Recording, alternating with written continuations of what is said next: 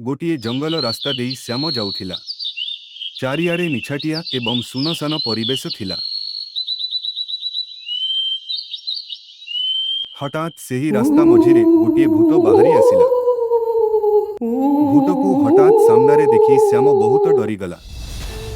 किंतु निजकू संभालिबाकू चेष्टा करी से बिकଳରେ गोटे बुद्धि पांची निमुड़ा गीत गाइबा आरंभ करिदेला। लिंबुड़ा लिंबुड़ा लिंबुड़ा आड़े कच्चा कच्चा छोटा छोटा लिंबुड़ा लाया दो आड़े लाया दो लाया दो लाया दो।